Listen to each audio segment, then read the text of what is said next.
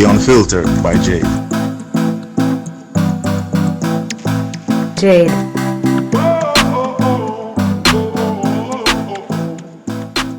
Welcome to The Unfiltered by Jade, where we get out of the box and dive into topics that are sidelined. I look forward to entertain, educate, and inspire. Feel free to like, share, subscribe, donate, and make everybody know about this.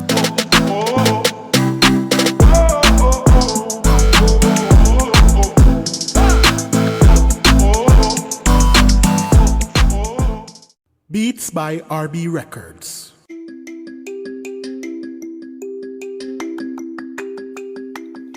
Shopping assistance, your style, your budget.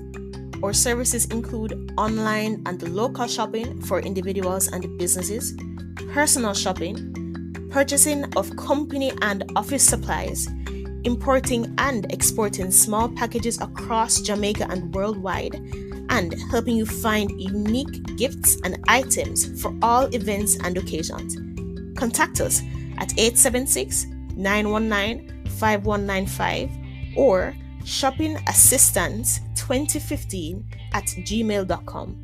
Shopping Assistance, your style, your budget. Welcome back to The Unfiltered by Jade. Today we have with us here a special guest. Her name is Soochen Low, and we're going to be speaking about empowering a fresh start. And she is a conscious female coach and a personal transformation expert. So today I want to welcome you. So welcome to the podcast. Well, thank you. Thank you. Very excited to be sharing this time with you. Yes, very excited to have you. So I want to know, first and foremost, what moments or experiences usually signal that it's time for a fresh start in life? Yeah, what a great question. And I think, a lot of times when we think, oh, it's time for a fresh start, I almost feel as if maybe you've already had the calling a few times. When a lot of us, because we are still kind of going about our lives and a little bit unconscious, we almost need like a big wake up call before we realize, oh my gosh, whatever's been going on for a while hasn't been working. Now it's finally time. Because I think we are wired to, in a way, stay in the familiar, in our comfort zones, right? And so it takes us a while for us to keep getting the nudges, and then the nudges get louder, and then it's kind of a little bit of knocks, and then maybe a hit over the head, and then something major before we realize whatever is going on now isn't working. And then maybe it's time to have a fresh start, because I think we fear the unknown. We fear, can we do it? We fear, all the questions, what if, and most of our questions when we say what if is never towards the expansion. It's always towards the fear and the lack. What if I fail? What if I can't make it? What if nobody comes to help me? What if, all of that, and all the what if I run out of money? So a lot of times, even though we probably felt the stirring of a new start, we kind of, in a way, ignored it and just, in a way, justified or told us, oh, well, no, it's, oh, yes, it was not too bad. I can keep going. And I think the universe always has something better for us, in which case then the nudges, as what Oprah calls them, becomes louder and louder until then, unfortunately, a lot of us need a major thing like an illness, an accident, maybe a near-death experience or marriage failure, key big things to wake us up to really say, wow, I really can't keep going anymore. Maybe it's time to look at a fresh start. Yeah. Mm-hmm.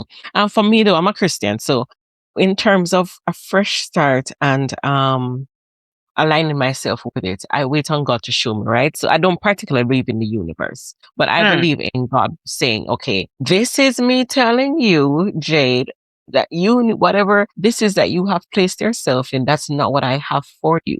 Yes. So how about now we start fresh by doing such and such? So sometimes also we put ourselves or place ourselves in situations that, sometimes is not the best for us. And then, as you said, it may be situations of death or divorce or, you have to move to, you have to relocate, something that happens, and you say, you know what, this is a new start for me. Let me begin and let me see where this leads me. I want you though to tell us, Soochen, how can people overcome the fear of guilt or shame to past choices when moving forward? Yeah. And again, yeah, shame, guilt, all of this regret. I think these ideas are tied into a story, and I talk about this a lot in the methodology that I work with my creative conscious female entrepreneurs, because a lot of women in particular have been caught up in a lot of shame or guilt because, that's the story in a collective or a conditioning from generations that, you want to get a woman to do anything, just in a way shame her or guilt her, and then maybe she would, in a way, be more compliant to do it. And then not only just women, I suppose we as a human collective have fallen into these influences. And what I like to say is that these are just stories that other people have fed you in order to keep you small. For instance, from my personal story, I was in a 10-year abusive marriage. And one of the stories that I was fed very early on from my ex-husband was this idea that I was not contributing enough in the marriage.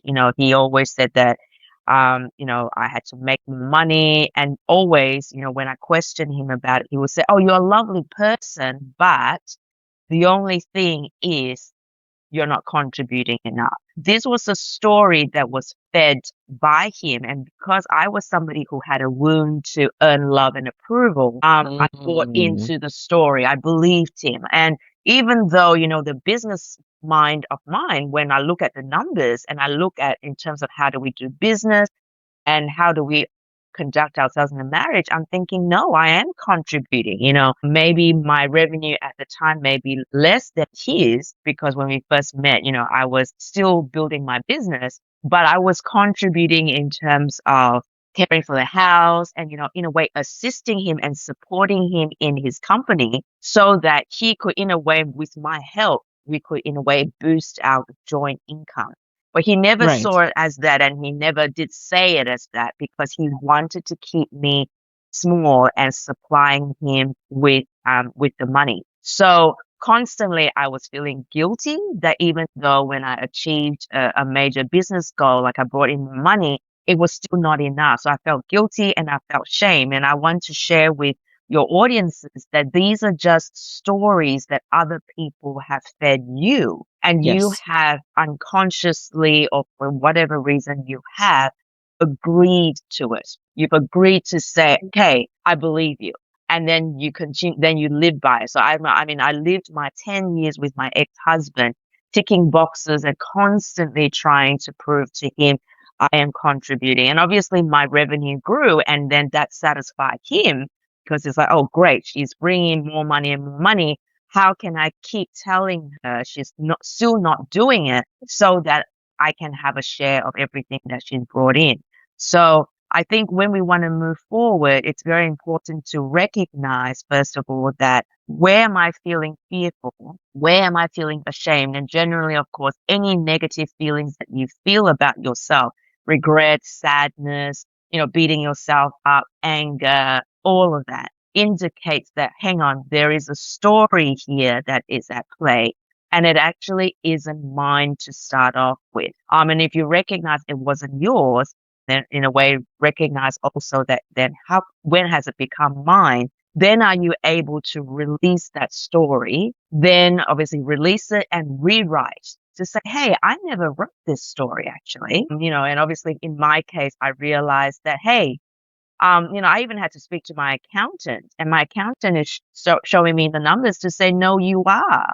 So therefore it was like, and obviously a lot of people who've been in these relationships understand it as gaslighting. So the person creates this illusion for you that you're the one who's crazy, you're the one who hasn't got the facts right, when in actual fact they're weaving this spell or this lie so that you can buy into it. And the key is that when you realize that you're still buying into it, that's when you kind of have to kind of disengage and realize, oh, this story was not mine. I didn't write it. I now have the power to write a new one on my terms.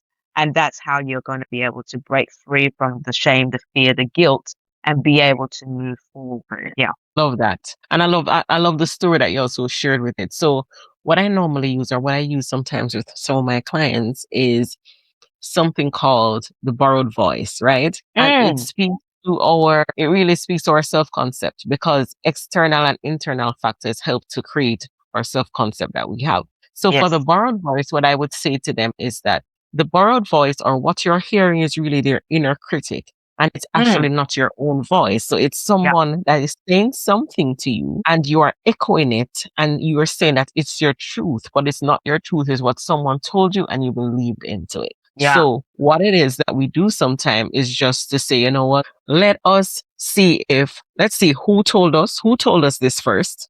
Yeah. And whose voice is it, and why is it that we chose to believe it?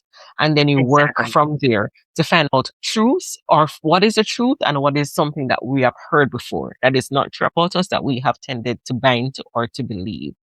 Yeah. And with that, And we can help people to understand that, I just say sometimes external factors that make up the quote unquote truths that we believe about ourselves, not necessarily who we are. I think from the ages of 0 to 7, those are the years where we as children from our parents, if we want to talk about borrowed voices, we have borrowed voices from our parents.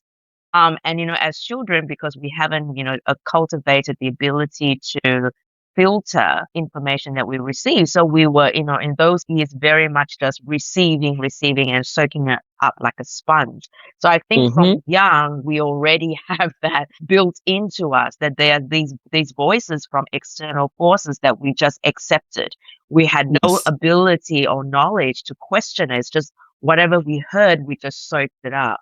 So I think then, a lot of us, and then as we grew up to our teens and young adults and so on, a lot of us don't realize that a lot of these borrowed voices have been embedded in us. And those of us who maybe have not had very, conscious parents would then have, adopted lots of very limiting stories that they probably have borrowed. And here we go, borrowed from their parents. So therefore, I think, as you say, it's like, it's important to recognize that your borrowed voices have started way beyond where you are now. You don't start it in your childhood years. And so to understand that, okay, so this is quite a long piece of string that I need to unravel, and really to be compassionate and to give yourself the time and space to know that this is not an overnight thing, and not to beat yourself up if you haven't kind of fixed it in a second, because it has taken years of conditioning for it to be already in your unconscious, subconscious. Yeah. And looking even at the borrowed voice, we have to create boundaries. So I want you to even tell us, how do boundaries support and protect a new beginning? Exactly. Yeah. Because if it doesn't, we just go, okay, well, thank you very much. That worked for that time. And now it doesn't. And I'm going to let that go and bringing a new one. Maybe my voice, maybe it will be my voice now going forward. What do I think about this? What do I decide about this? And I think when we then have to, in a way, step up and be the sovereign voice, which is what I talk about with my clients, about this queen, that when you need to be the sovereign voice, then it may be uncomfortable and a lot of fear, because most of your life have been about listening to other people. It's like, oh, what do you think? I don't know. I can't decide. You tell me, you tell me. And then I had that pattern, when I was in fashion design school, a degree in university, because I was somebody who loved to earn love and approval and didn't really trust my own opinion. When I was trying to create a design, and you're trying to create a design that you obviously wanted to be a good one, I was running around asking all my friends or all my colleagues, oh, what do you think? I was asking my lecturers, and just, obviously everybody will have a different opinion. So I will constantly be in this spiral of not sure about what to do. And finally, my lecturer said you had to pick one, just pick one, stop asking other people and pick one. And obviously I owned it, and I picked a particular design. I went with my intuition and my instincts, and the design was very successful. But my lecturer said to me, now, I hope that you observed yourself through this journey, that you do know you do know it. And it's about time that you stop asking other people and just follow through on whatever it is that, you feel. So, I think that for people who question the borrowed voice and say, what, what, those voices no longer serve me, then it's almost like, well, which voice, whose voice would I listen to now? And it's about allowing your voice to come through, because you haven't really listened to your voice for eons. It's going to be, again, unfamiliar, strange, and uncomfortable to even, in a way, trust it. And in a way, you need to take baby steps to lean into your voice or your intuition to really gain confidence that this is the one that you can always lean into and rely on. Love that. What challenges often arise after making a fresh start, and how can they be navigated?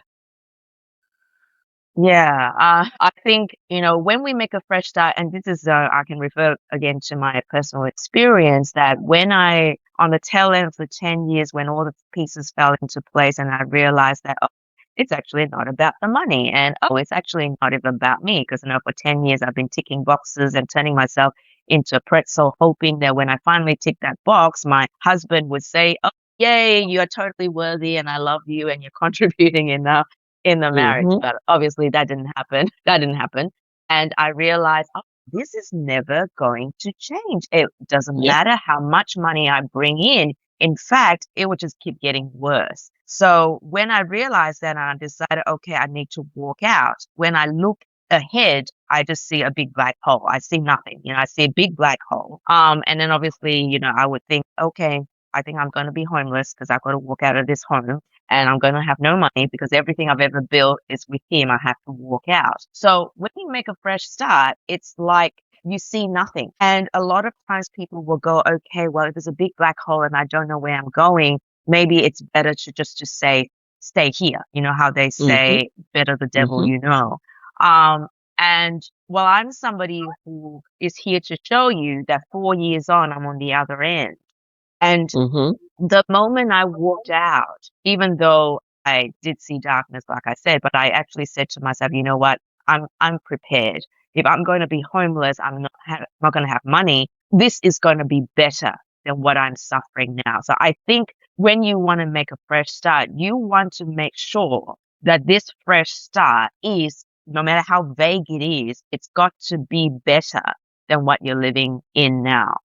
Because if Yes. you don't, then in a way, all the uncertainty, day one you step out, you just go, oh no, I'm just going to go back. Right. I'm just going to go Yep. back. And to be Mm-hmm. honest, I mean, it's taken me a few dress rehearsals before I did the final walk out of my marriage, Yep. just, Mm-hmm. having an argument, leaving, and then checking into an Airbnb and seeing what happened, so it's like, and then realizing, oh no, and then I went back, and then, he would say something and I'll forgive him, and blah, blah, blah. So it did take many dress rehearsals before I did the final walkout.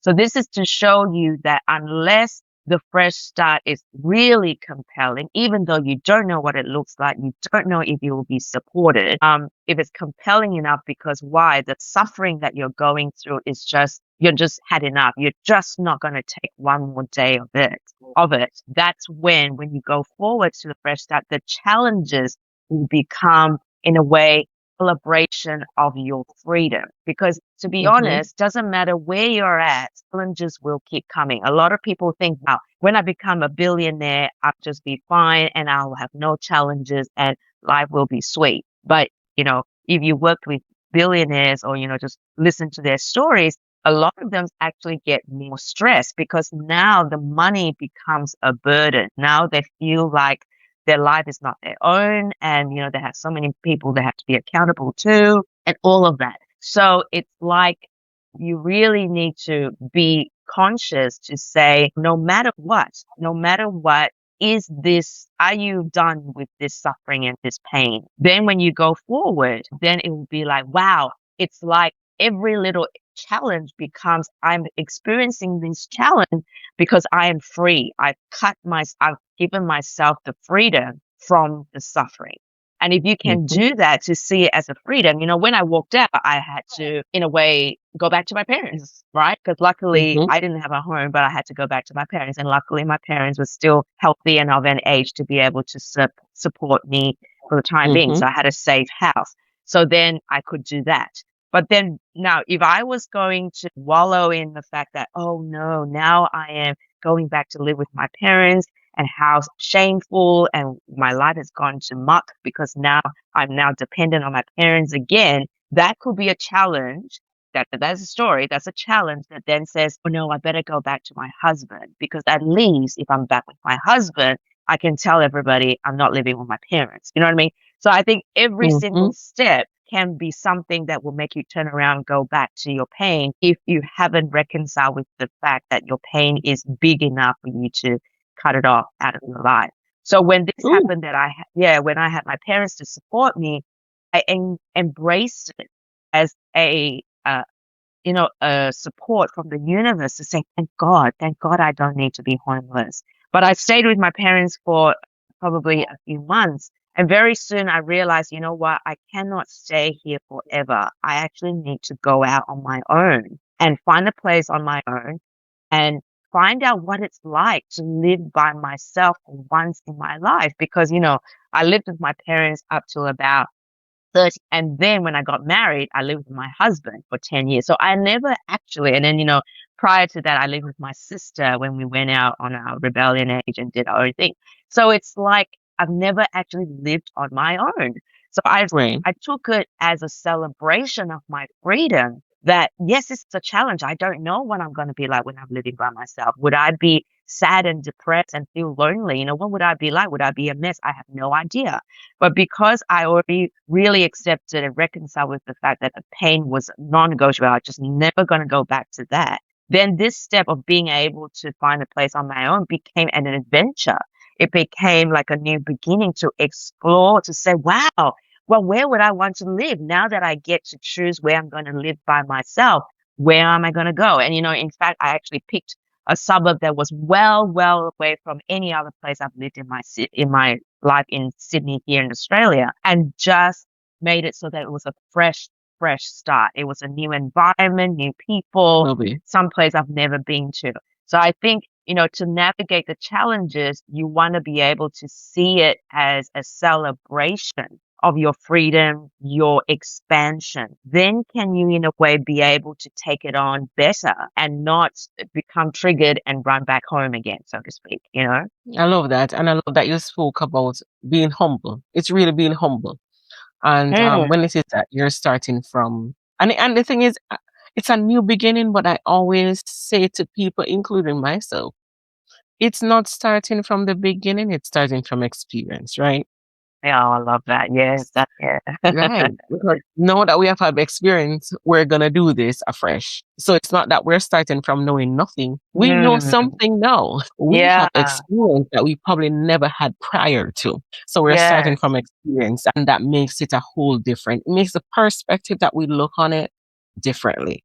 That is, oh my so God, I'm true. starting from the beginning again. And I'm this is going to happen. How am I going to? No, if it is that I'm starting from experience, okay, now I know how to be better, what to do better, and how to navigate life better Yeah, because I've had that. absolutely. Yeah, and I I love want, that. And I think in mm, my words, I think I would say probably, you may say experience, I would say from wisdom, right? Because wisdom yes, is lived life. It's not a concept. It's not a theory that people told you it's good to have. You've lived it to go, you know what? I've lived it and it hasn't worked. And because it hasn't yes, worked, I'm going to do this differently now. yes, yes, truly. I want to know because you spoke about even going back to your parents. I want to know, how does community or support influence the success of a fresh start?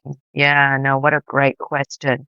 I have to say, because, everybody always says, oh, a woman needs a community, needs support. You need to have people rally with you so that you can do things. And I would say absolutely, absolutely. But again, the rallying will only come and will only be significant when you yourself first. I think rally around yourself first. And you need to be that consistent, persistent, unconditional, never ending supporter no matter what. Because if you are relying on others you're borrowing their strength and you'd have none, then it's going to be not going to be for very long before people fade away because they need to do their thing and they're kind of, only there for a season. and then you fall apart because people around you have faded away. That's not going to work. Because if this is a fresh start you're taking, you've already, in a way, put a stake in the ground to say, I'm moving forward as this new, refreshed identity. You've got to be the one to back yourself no matter what. You've got to be the one that if everybody left, you're still going to be the one supporting yourself. So the community, I would have to say, needs to start with you, yourself, and you. You know, it really needs to be all of you, all in, so that if your inner child starts chucking a fit, which mine certainly did, because it will always be going, oh, but you've never lived by yourself alone, and you don't know how to do this, and oh no, what were we gonna do? Because you always had to talk to your husband about this, and all of that, or your inner child or your inner voice, your young self will come up, or your fear would pipe up and start to talk about these things. Now you then need to be that queen or the mature, wise person who has now living from experience to say, okay, no, I get you, I hear you, instead of ignoring it or minimizing it, to say, no, thank you, no, I totally get you, I understand you're afraid, but you know what? I think, how about we go together and we're just going to go see. We're just going to, I don't know, go to the real estate agents and just have a look at some properties. We're just going to do that, right? And we don't know how much it's going to cost, so don't worry about that just yet. Let's just even go look at the apartments, and it's to rally within yourself, all parts of yourself, to do this thing. Now, I was very fortunate, as I said, that my parents were still healthy and alive and well to be able to support me. And on top of that, I think, when a woman decides to walk out of a marriage, I think I'm not going to deny that all the cultural stories and gender stories will come through. And certainly at the point of me deciding to walk out, I had to face that reality, because I had to face the fact to say, you know what, if you walk out, you're going to be a divorced woman. You're going to have to probably become single again. You're going to probably have to start dating again. And people are going to say, oh, what happened? And oh, you're divorced. And this and that, the people are going to ask you all these questions. And I had to reconcile myself to say, you know what, the hell with it all. Because if I have to stay in this pain just to tell people who are married and I've got a man in my life, it's not worth it. So you know what? I'm prepared. I'm prepared to have to answer all the tough questions. And in fact, I don't even need to answer any of it, because it's none of other people's business, really. It's like, if you're that person to really own that, then in a way, my parents, because they supported me, what are they supporting? They're supporting my stance. They're supporting the fact that I finally decided to leave. Not that they said, oh, he's such a terrible man, leave him. It's like my decision, and they supported my decision. And they were open-minded enough to actually not put on all the cultural limitations and say, oh, I'm sure I'm ashamed of you. You're not my daughter anymore. How dare you become divorced? What am I going to tell my friends? And all of that. They did not have any of those limitations placed on me, which is very supportive and, exactly what I needed, because I really didn't need more negative stories being put on me as I navigated this fresh start. So I have to say, yes, that, it's really about having community. And then what happened was, when my publisher reached out to me to write a chapter in her anthology, she was another person in a way to build this community, because now she was saying, when she heard my story, she said, well, would you like to put it in a chapter? I mean, that's really not the kind of thing you want to kind of jump into after you just left a marriage. But that was like, because it's like, oh my gosh, I haven't even done all my healing and now I'm putting it out there.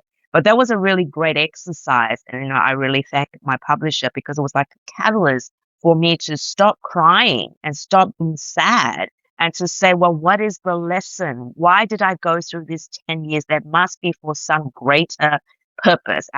There must be something about this. And so, writing that chapter and having my publisher in a way providing the space for me to express everything was, again, another form of community to allow me to step into this next phase where I no longer, am minimized, to stand out and to speak out. So definitely, I would say, you don't need crowds of people to rally around you. You don't. You just need a few key people who will Yes. not judge you, who just support you, are just going to be there for you. But really, the first and foremost supporter needs to be all of you.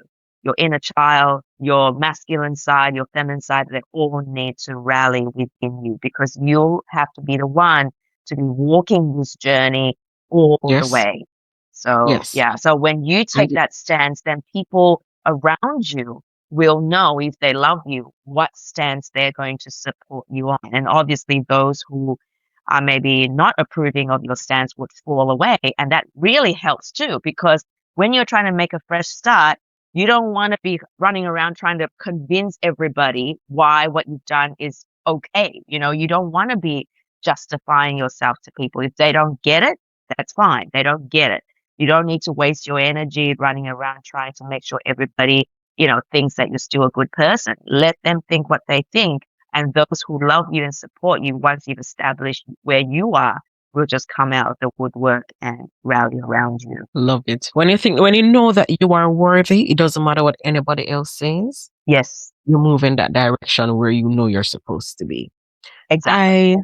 I want you to encourage someone listening out there who knows that they need a fresh start, but they're afraid and they feel stuck. To encourage them. Well, first of all, my encouragement for someone who's feeling stuck, because stuck is a feeling when, in a way, deep down, you really know what you need to do. You know it. You've probably known it Mhm. a long time, but you're stuck because you are afraid to make a decision, Mm. because you feel like, if I make a decision, then that's it. It's like I cut off all other possibilities, and then what if it doesn't work? What if it's in a way, a slap in the face? What happens if it fails, and all of that? And that's why we have this feeling of stuckness. Not because we don't know what to do. It's just that we are afraid to own that feeling and Yes.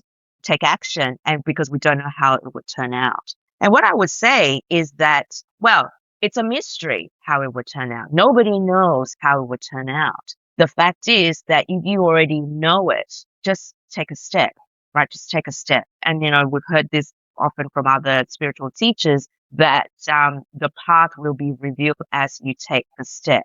And it really Yes. is true. I mean, and I'm somebody, like I said, when I walked out of that marriage, and the vision ahead was just a big black hole. But I just took one step at a time, just one step at a time. And, some days the step is, I got out of bed today. I would just Mhm. celebrate that I got out of bed. I didn't cry today. That's a Right. celebration. So whatever step it is, it's like, don't even worry about what the final thing is going to look like. If right now you already know in your heart, and as women, our intuition is very strong, if we would Yes. listen to it, and it's always right, if you would listen to it, just take action on that decision. Doesn't have to be a monumental thing. And that's why I was saying earlier that if you already start to feel that you are dissatisfied, something is out of alignment, you are feeling restless, you're feeling exhausted, you're feeling tired, or you're just bored, or whatever. Like, when you honor those signs early on, you don't really need to take big steps like end the marriage, or have a failure in your business to wake you up. You can already Right. start to make little shifts. And so when you make those little shifts, it's not so scary, because it's just like, oh, I just want to have more me time. Okay, well, what would that look like? Oh, I'm just going to go out for a coffee by myself, right? That shift, that step, that's not really that scary, right? I mean, it might seem to be for your lower self, but it's just, oh, I'm just going to take myself out for coffee, and nobody's going to be interrupting me. I'm going to turn my phone off, and I'm just going to sit in a cafe and have a coffee. So these little shifts is like, to get out of the stuckness, is to first say, oh, I'm stuck because I'm afraid to make a decision. And I'm trying to have the whole picture ready before I make a step. And a lot of times it's like, that's not going to happen, because you are creating that picture. Right? The Right. picture is not there ready for you to see, and then you make it happen. No, you are making it happen as you walk it. That's why you can't see the picture yet. But the only picture you have at this point is to say, you know what? I think something better is out there, because what I'm going through now is just, I've had enough. That's the only picture you've got. that I've had enough of this. I want something better. Now, you don't know what the better looks like. You don't know how it's going to turn out. So you've got to walk it and make it happen. And that's how the picture turns about. So, for my women who are creative, it's like you're painting your picture. You're the painter, you're the creator. And I would say that's more fun than having this vision. And then you just say, oh, you're almost like painting the dots. I mean, there's nothing with painting in the dots. I mean, that's fun as well. But when you are the one who's like painting the picture as you go, and it's a mystery, it's an adventure. Now that's really liberating, and that's the exciting thing. Yeah. Love it. I want you to tell us, where is it that we can find you? Oh, right. Well, you can find me at www.happypositivesuccessful.com, but also on LinkedIn, Facebook, just search my name, and all of the, the usual stuff about my posts, my work would all come up as well. And you can find me on Amazon as well. Look up Soochen Low, because I'm, 3-time international best-selling author of 3 anthologies. So, enjoy my story. That will be coming up. And incidentally, while I'm here with you, Jade, I just want to say on the 4th of April, which was on Saturday, was my 50th birthday.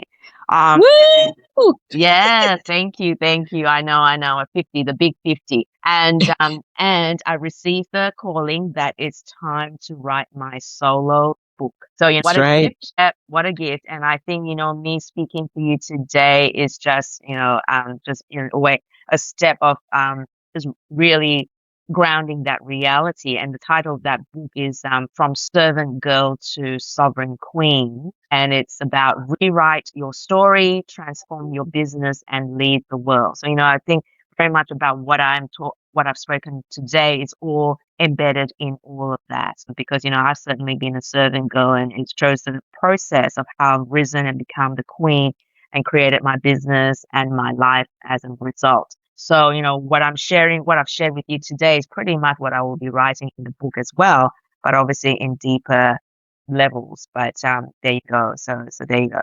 Lovely.